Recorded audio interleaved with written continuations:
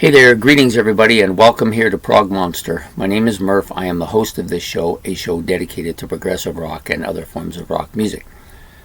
So we're back with the show that usually starts off my week, although when I'm running series, it's usually the second show. The series episode usually goes right into the morning. So this is called This Week. The episode's called This Week, and we talk about basically what's coming up on the channel for this week, which is from the 22nd of October till the 28th. Sometimes I talk about upcoming series in the future, or on occasion I may talk about something that happened in the past if an explanation is warranted for something or another, because I've discovered that I'm not perfect and I sometimes make mistakes. In fact, I do a lot of that, so it's almost like I'm practicing.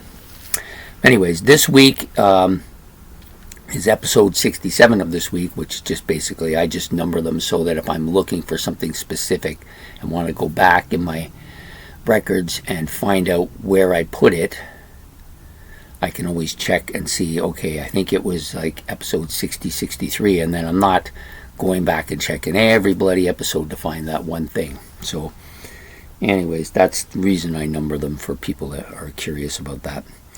So the first episode of this week is This Week, which we're doing now. I've already discussed that, so we're going to move on to the second episode.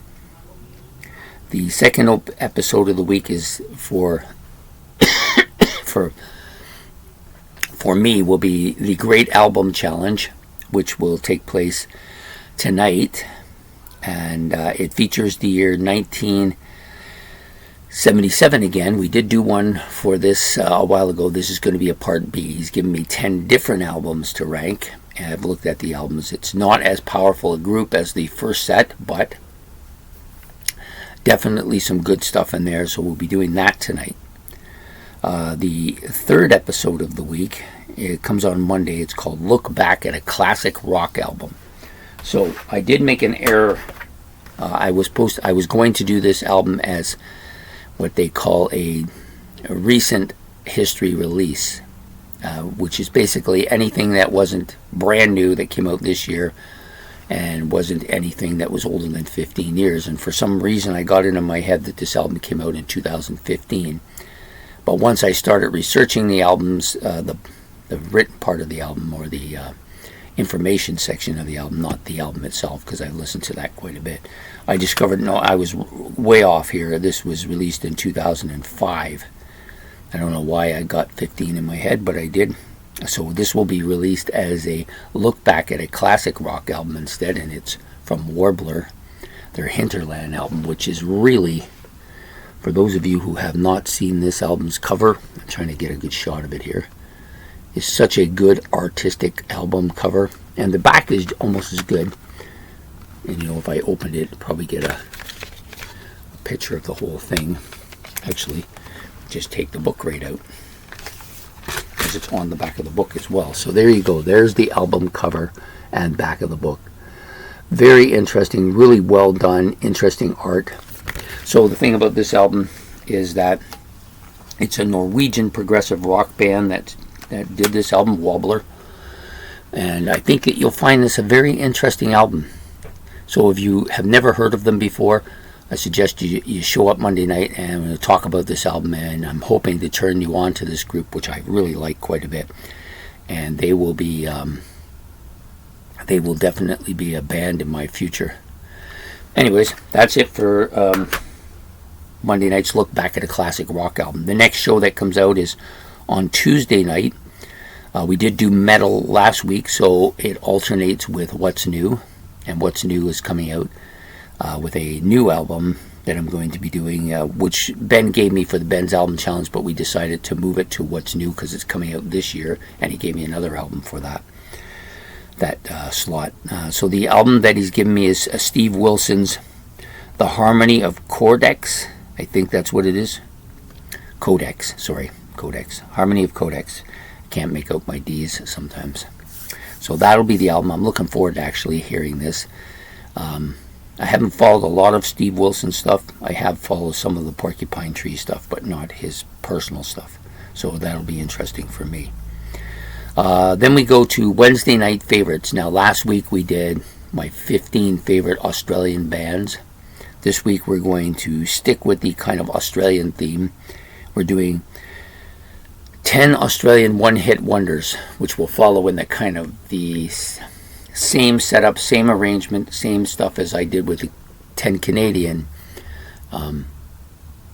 one-hit wonders. The only difference is that because I'm not as familiar of what was a big hit in Australia and what wasn't, Ben has given me the 10 songs. I'm going to listen to them all and then give my kind of opinions about each of them.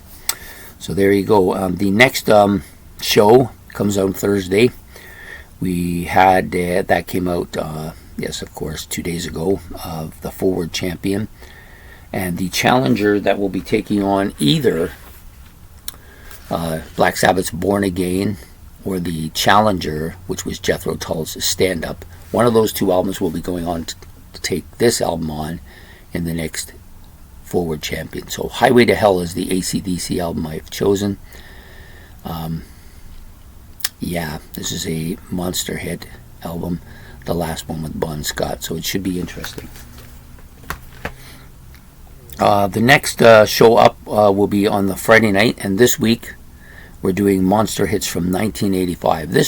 This could be a very challenging week for me because this is almost certainly the year that I kind of drifted away from almost all of the stuff I'd been listening to, with the exception of maybe Peter Gabriel, and I think that's it.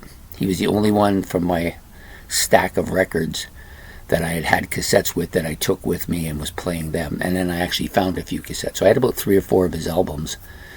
And this was, he was one of them. But mostly I was getting into like Hendrix, Stevie Ray Vaughan, and some other blues, Muddy Waters, a few people like that. I had kind of drifted into that scene of rhythm and blues and jazz. Well, not so much jazz, but those 3 for sure.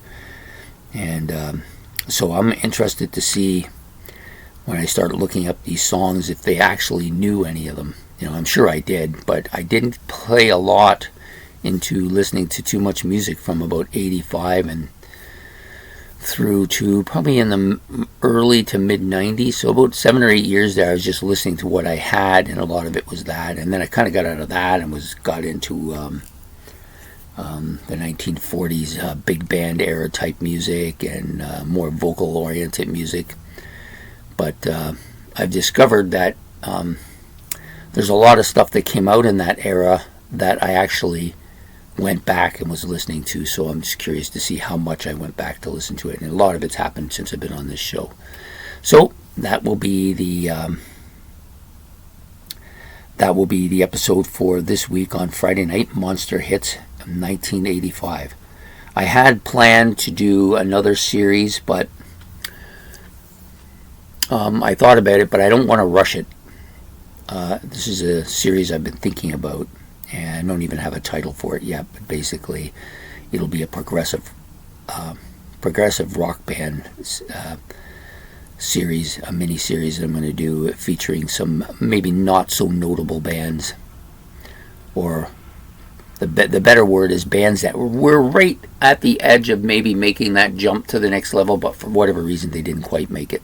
I picked out 6 of them, and we'll be doing that, but I think I'm going to wait and not do it until I can fully get it the way I want it, and then I'm going to use that time to prepare my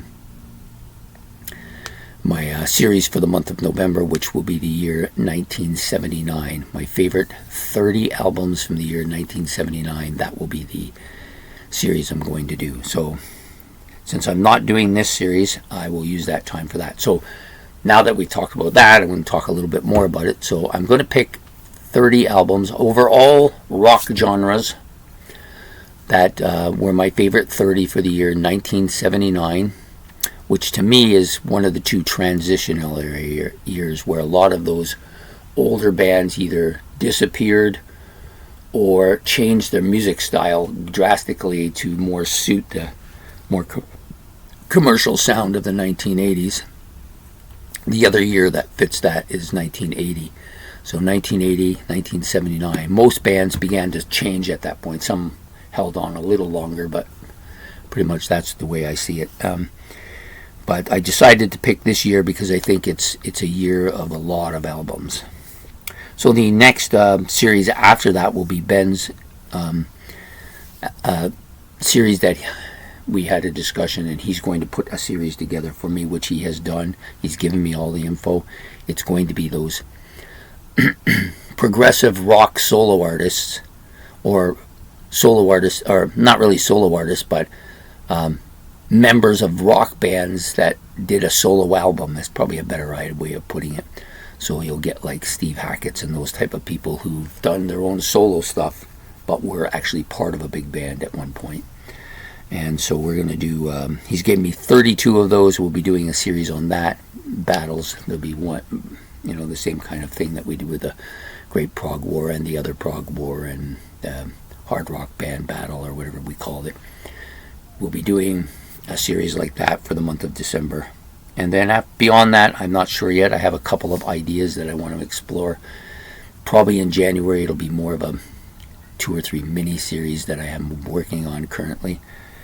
Also, I've been putting this off forever, and I'm going to start working on it fairly, like with this week coming up on the Roy Orbison thing that I've been talking about doing for my Rock Legends. So I will get to it, but you can only do so much, and I'm working as well, so that takes up time. Well, anyways, that's what's happening on this week. Nothing from the past really to talk about this week. I think everything went pretty good last week. I hope people enjoyed the recent series that I did on those my favorite bands with family issues. It was meant as just kind of a look at them and talking about some of the stuff that's going on there, and what is the possibility of reunions and that kind of stuff.